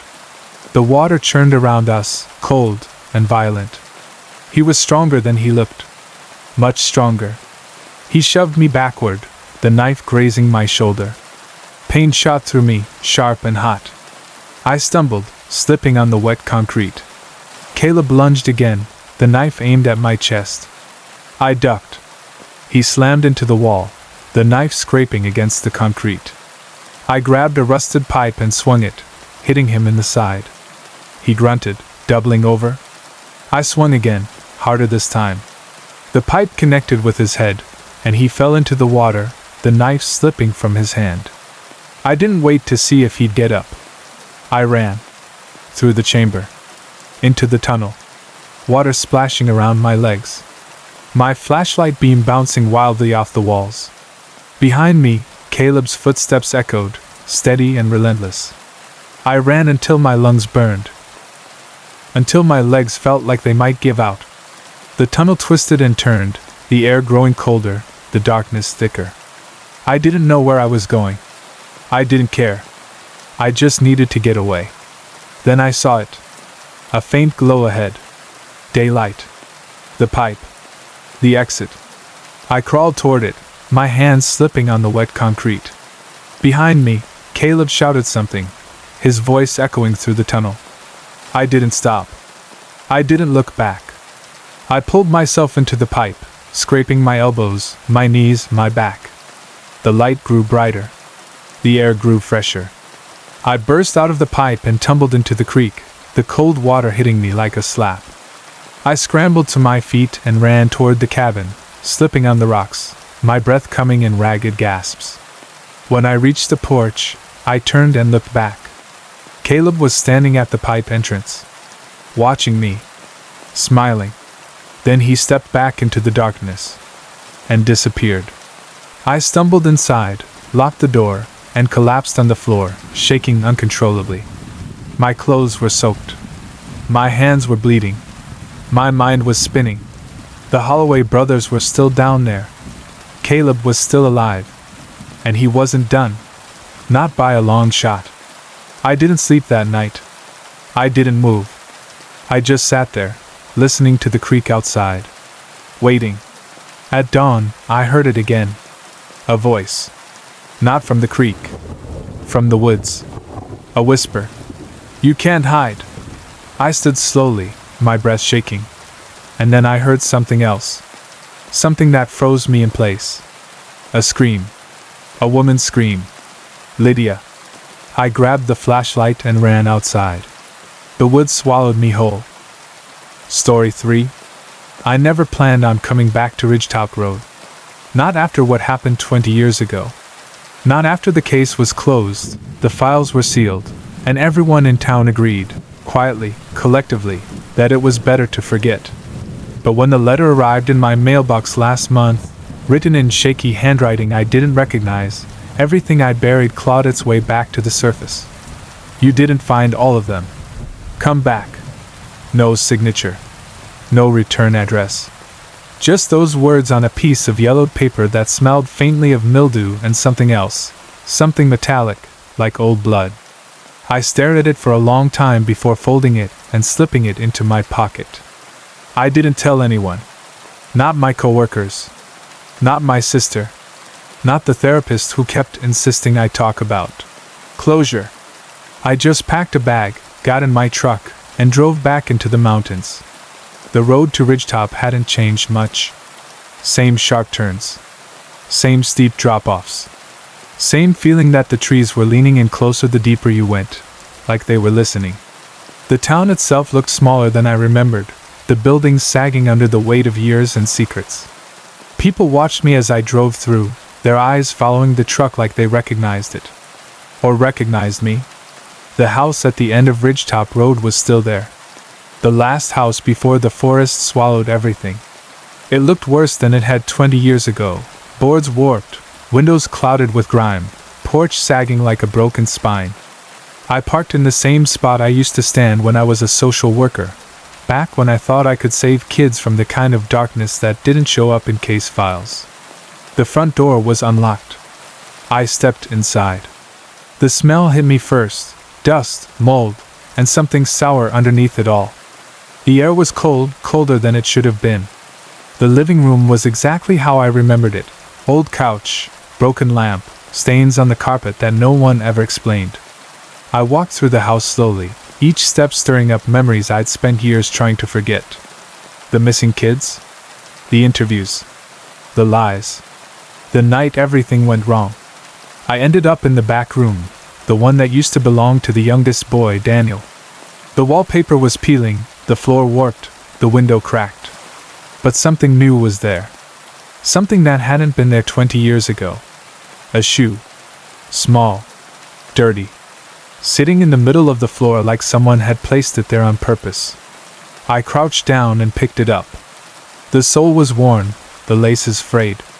Inside the tongue, written in faded marker, was a name. Daniel Hartman. My stomach twisted. Daniel had been one of the missing. One of the kids I'd been assigned to check on. One of the kids I'd failed. I stood slowly, the shoe trembling in my hand. The room felt smaller now, the walls closing in. I turned to leave. And froze. Someone was standing in the doorway. A man. Tall, thin, face hidden in shadow. I couldn't see his eyes, but I felt them on me. Watching. Waiting. "Who are you?" I said, my voice barely steady. He didn't answer. He just lifted a hand, slowly, deliberately, and pointed toward the woods behind the house. Then he stepped back into the hallway and disappeared. I didn't follow him. Not right away. I stood there for a long moment, my breath shaking, the shoe still in my hand. The house felt wrong now, like it was holding its breath.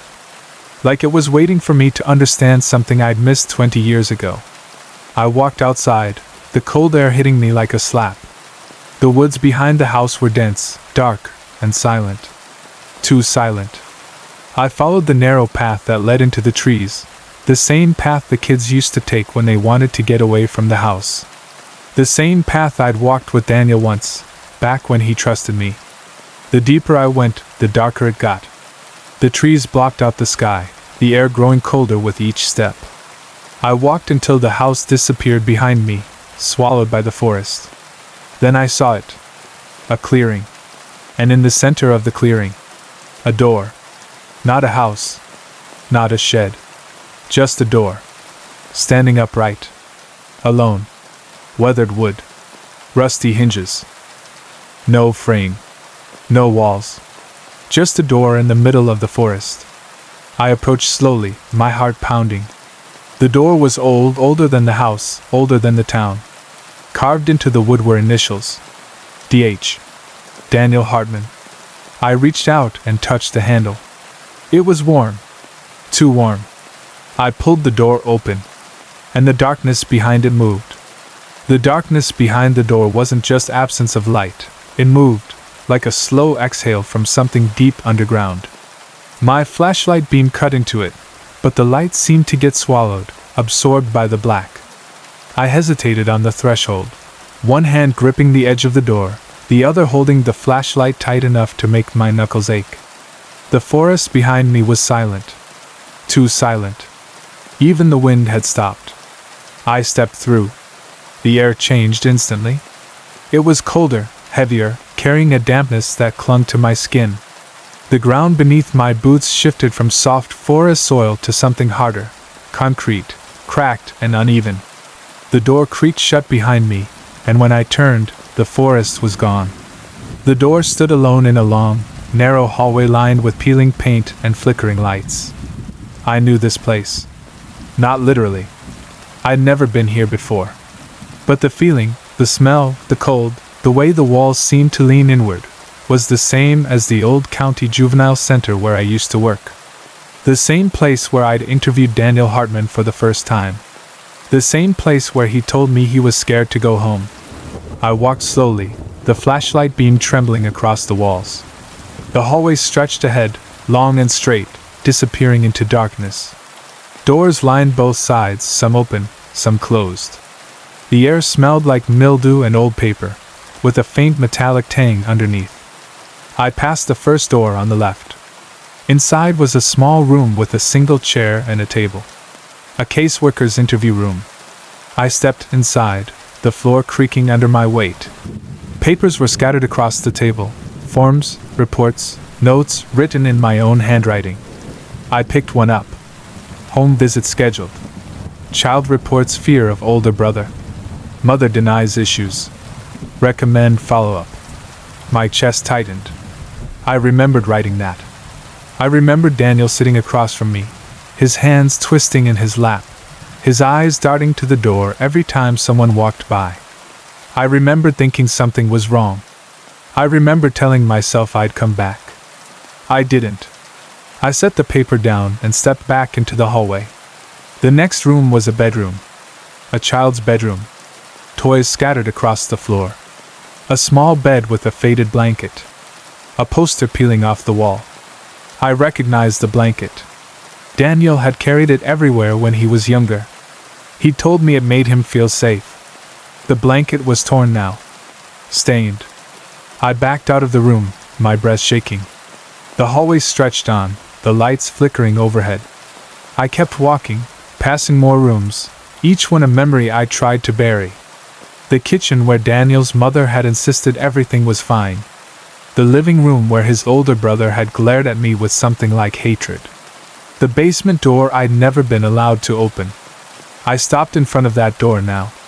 It looked exactly the same, old wood, rusted hinges, a lock hanging broken. I reached out and touched the handle. It was warm. Too warm. I opened it. The stairs creaked as I descended, the air growing colder with each step. The flashlight beam flickered, the darkness pressing in. At the bottom of the stairs, the basement stretched out in front of me, concrete floor, exposed pipes, old boxes stacked against the walls. And in the center of the room, a chair. A small wooden chair.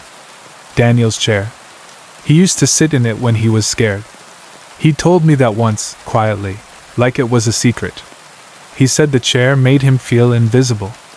Now it made him look trapped. A rope lay coiled around the legs of the chair, frayed and stained. The floor beneath it was scratched, long marks gouged into the concrete like someone had tried to drag themselves free. I stepped closer, my breath catching in my throat. Then I heard it. A whisper. Soft. Familiar. "Why didn't you come back?" I spun around. The flashlight beam slicing through the darkness. Daniel stood at the bottom of the stairs. Or what was left of him. He was older than when I'd last seen him, older than he ever got to be. His clothes were torn, his skin pale, his eyes hollow. He looked like he'd been living in the dark for years. He took a step toward me. "You said you would," he whispered. "You promised." My throat tightened. "Daniel!" I tried. "They closed the case. They told me." "You left," he said, his voice trembling. "You left me there." I shook my head. "I didn't know. I didn't know what they were doing." He stepped closer, his eyes dark and empty. "You knew enough."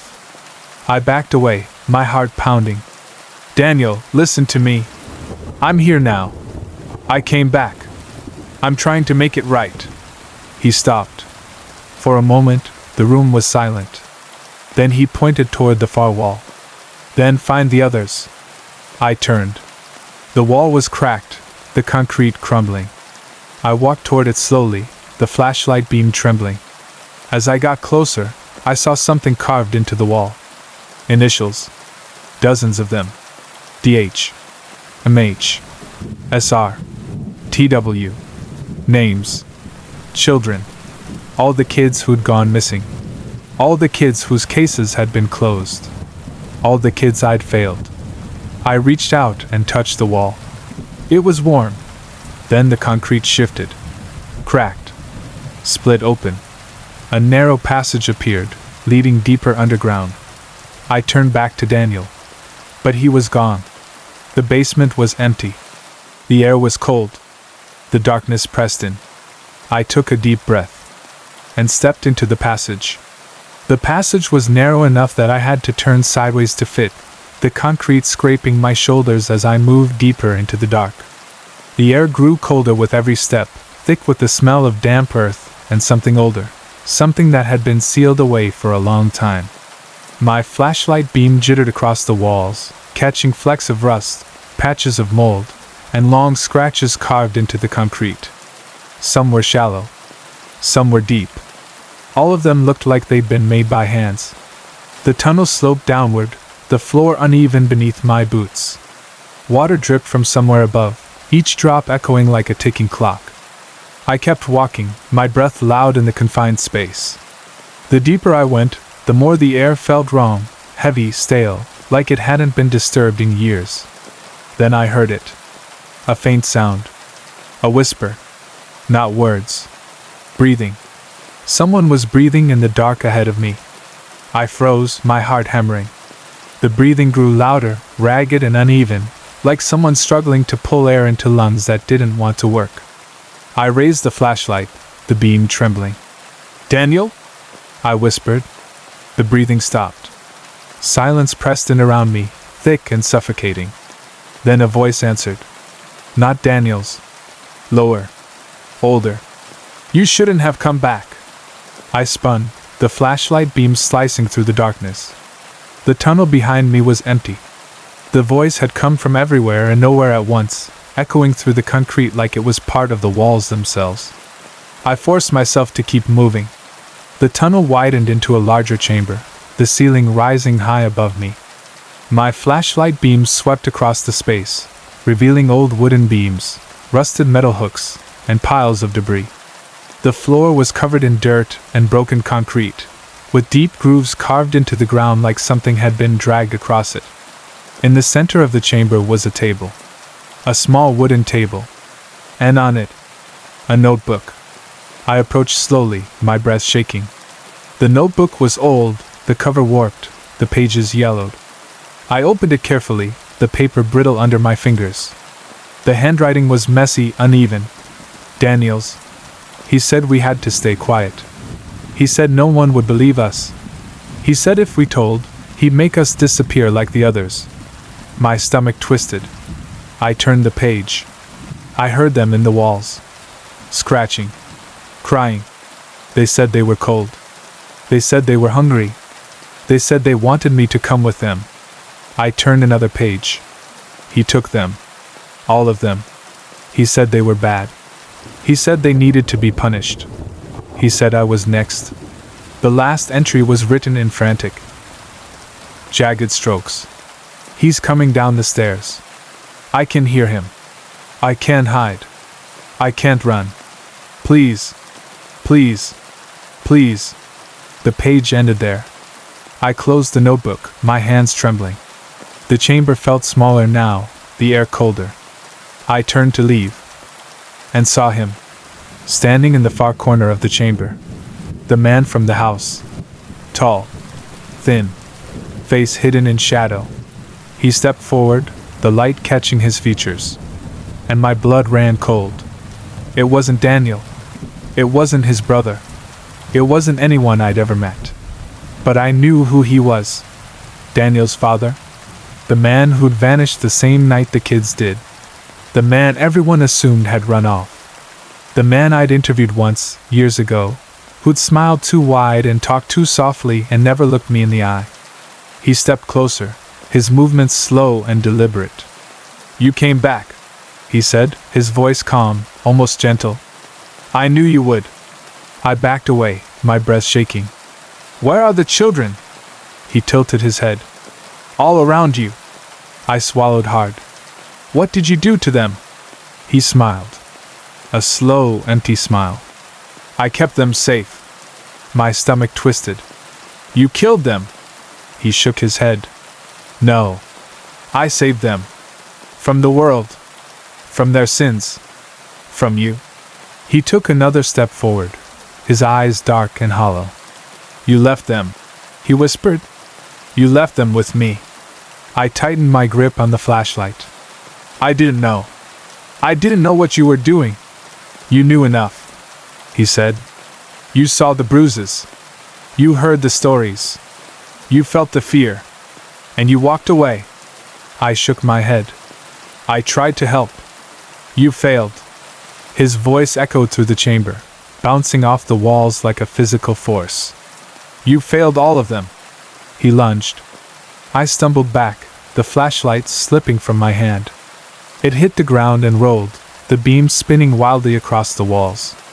I grabbed a broken piece of wood from the floor and swung it, hitting him in the shoulder. He grunted but didn't fall. He grabbed my arm, his grip cold and impossibly strong. I shoved him back, my boots slipping on the dirt. He lunged again, his hands reaching for my throat. I ducked, grabbed the flashlight, and swung it upward. The metal connected with his jaw, the impact jarring my arm. He staggered, his head snapping to the side. I didn't wait. I ran. Through the chamber. Into the tunnel. The darkness swallowed me, the air cold and stale. Behind me, his footsteps echoed, slow and steady, like he wasn't running, just walking, knowing I couldn't escape. I ran until my lungs burned, until my legs felt like they might give out. The tunnel twisted and turned, the walls closing in. I didn't know where I was going. I didn't care. I just needed to get away. Then I saw it. A faint glow ahead. Daylight. The door. The exit. I sprinted toward it, my breath ragged. Behind me, his footsteps grew louder, closer. I reached the door, grabbed the handle, and pulled. It didn't move. I pulled harder. Nothing. The footsteps stopped behind me. I turned slowly. He stood a few feet away, his head tilted, his eyes dark and empty. "You can't leave," he whispered. "Not yet." I backed against the door, my breath shaking. "Why?" He stepped closer. "Because you haven't found them all." He reached into his pocket and pulled out something small. A key. He held it out to me. "Go back," he said. "Finish what you started." I stared at the key, my heart pounding. Then he smiled. And the lights went out. When the lights went out, the darkness hit me like a wave, thick, suffocating, absolute. I couldn't see my hand in front of my face. I couldn't see the walls. I couldn't see him. All I could hear was my own breathing, sharp and uneven, echoing off the concrete like it belonged to someone else. I fumbled for the flashlight, my fingers shaking so badly I dropped it twice before finally getting a grip. I clicked it on. The beam flickered, sputtered, then steadied into a weak, trembling cone of light. He was gone. The chamber was empty. The air was still. But the key was still lying on the floor where he dropped it. I crouched down slowly, half expecting a hand to shoot out of the dark and grab me.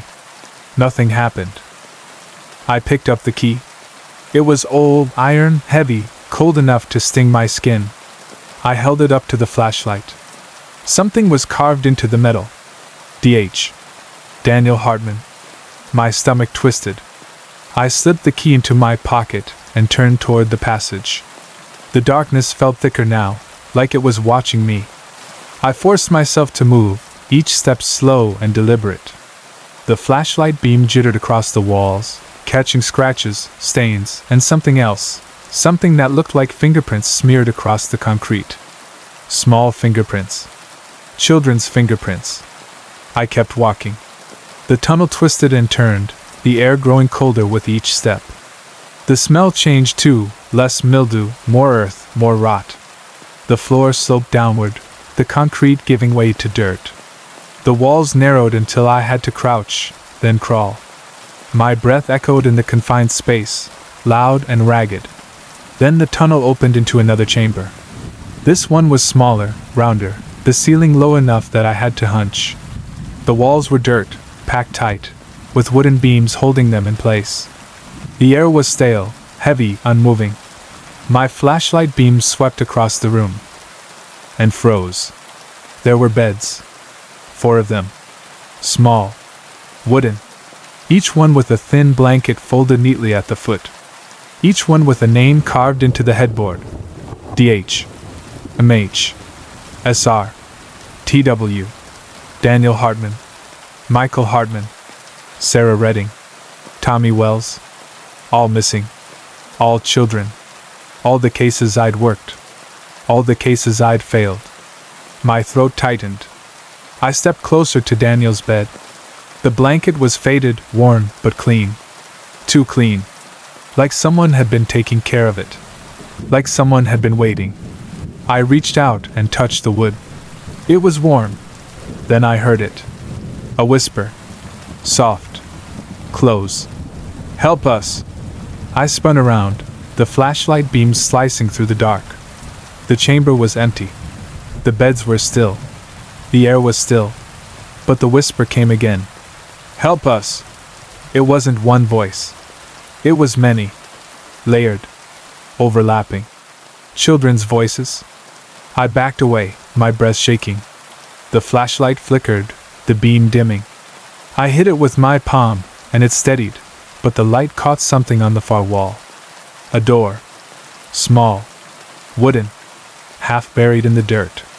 I approached slowly, my heart pounding. The door was old, the wood cracked, the hinges rusted. A lock hung from the latch, an old iron lock. The same shape as the key in my pocket. I pulled the key out, my hands trembling. It slid into the lock perfectly. I turned it. The lock clicked open. The whispering stopped. Silence pressed in around me, heavy and absolute. I pulled the door open. A narrow passage stretched beyond it, the walls dirt and stone. The air that rushed out was cold, colder than anything I'd felt in the tunnels. It smelled like earth, like rot, like something that had been buried for a long, long time. I stepped inside. The passage sloped downward sharply, the floor uneven. My flashlight beam trembled across the walls, catching roots, stones, and something else, scratches. Deep ones, long ones, like someone had clawed at the walls trying to get out. I kept moving. The passage opened into a small cavern, and in the center of the cavern, I saw them. Four small shapes, huddled together, still, silent, wrapped in blankets. My breath caught in my throat. I stepped closer, my hands shaking. The shapes didn't move. The blankets were old, faded, covered in dust. I knelt beside the nearest one and pulled the blanket back. A skeleton. Small. Fragile. Curled into itself like a child trying to stay warm. I pulled back the blanket on the next one. Another skeleton. Then another. Then another. All of them children. All of them the ones who'd gone missing. All of them the ones I'd failed. My vision blurred. I sat back on my heels, the flashlight trembling in my hand. The cavern felt smaller now, the air colder. I reached out and touched Daniel's blanket. "I'm sorry," I whispered. "I'm so sorry." The air shifted. A breath. A whisper. "You came back." I turned slowly.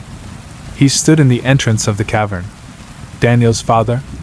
His eyes were dark, hollow, empty. "You found them," he said softly.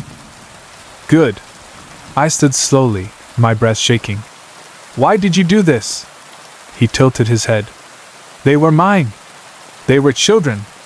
They were sinners." My stomach twisted. "You killed them." He smiled. "No. I saved them." He stepped closer, his movements slow and deliberate. "And now you can join them." He lunged. I stumbled back, grabbing a rock from the ground. He grabbed my arm, his grip cold and impossibly strong. I swung the rock, hitting him in the side of the head. He grunted but didn't fall. He shoved me against the wall, his hands closing around my throat. I gasped, clawing at his fingers. The flashlight fell from my hand, the beam spinning wildly across the cavern. I grabbed the rock again and swung it upward, hitting him in the jaw. He staggered, his grip loosening. I shoved him back and ran. Through the passage. Into the chamber. Past the beds. Into the tunnel. His footsteps echoed behind me, slow and steady, like he wasn't running, just walking, knowing I couldn't escape. I crawled through the narrow passage, the dirt scraping my skin. I reached the basement stairs and scrambled upward, my breath ragged. I burst into the house, slammed the basement door shut, and shoved a dresser in front of it. The door shook. Once. Twice. Then stopped. Silence. I backed away, my breath shaking. Then I heard it. A whisper. From the woods outside. "You can't leave." I ran. Out the front door. Into the trees. Down the path. Toward the road. I didn't stop. I didn't look back. I drove until the mountains disappeared behind me. I never returned to Ridgetop Road. But sometimes, late at night, when the world goes quiet and the air grows cold, I hear it again. A whisper. Soft. Close. "You didn't find all of them." And I know he's still out there. Waiting.